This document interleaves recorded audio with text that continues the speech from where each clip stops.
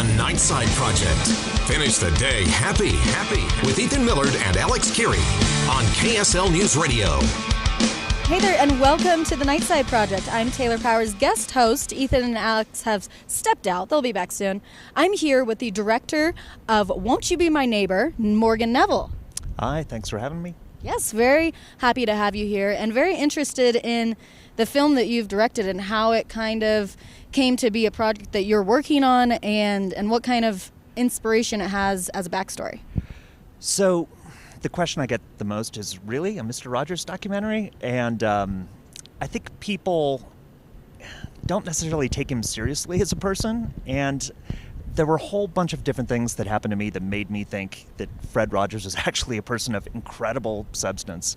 Like, he's somebody he's not different than you think he is, but he's a much deeper version of who he appears to be on camera. And making the film only made that come true in so many more dimensions. I mean, he's, to me, like one of the most inspirational figures I could imagine. I mean, and also I feel like he was a voice I wanted to be hearing right now in this moment we're in. I mean, this was, if you want an adult who's mature, who's empathetic, who's kind, Mr. Rogers is the voice.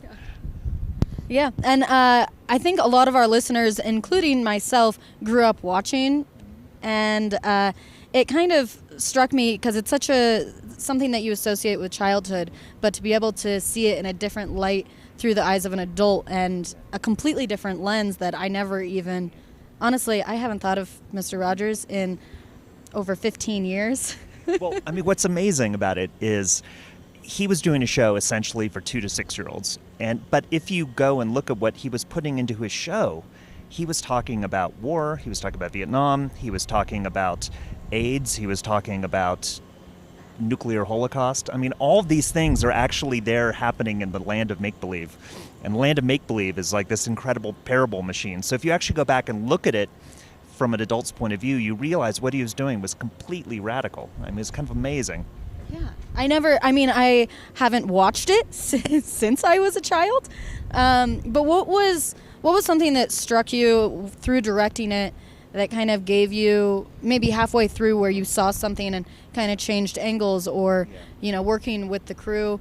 Well, there was this one video clip that when I saw it, it struck me as kind of the essential kind of Rogers moment. So I didn't even realize this, and I certainly was unaware of it as a child, but when major national or international disasters would happen, he would do a one-time only special for parents to talk to their kids. So he did this after Bobby Kennedy's assassination, after the Challenger disaster, after 9/11. He did many of these things. But I went back and watched the one he did 2 days after Bobby Kennedy was assassinated, and it was a half-hour show where he's explaining to parents how to process this and how to talk to the kids about what has just transpired. And it is so heavy and profound and so spoke to me in 2018 and what I wanted to hear and kind of trying to process. He's so good at helping people process the difficult things in life. And so many of us are dealing with those things all the time that was the moment where I just said, this guy's a visionary. This is not just a local TV host who's kind of a milquetoast nerd, that this was a man on a mission, and he had an iron will, which is the other thing, because people think of him as being kind of wimpy, but he was so the opposite of that. I mean, don't let the sweater vest fool you. Do not. I mean, he was like, unstoppable. And there's no way he could have done what he did if he wasn't so dedicated. But the other thing I came to really think about is that he was a minister. Oh. And he was a Presbyterian minister.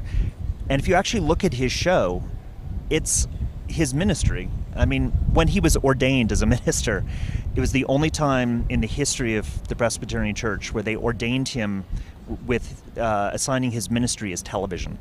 So in a way, he was the first televangelist. Wow, I did not know that. But he never mentioned God or Jesus ever on the show.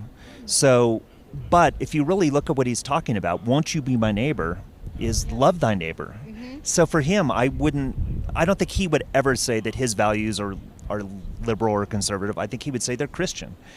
And I think this is a really interesting conversation I want to have about what the Christian thing is to do in this day and age.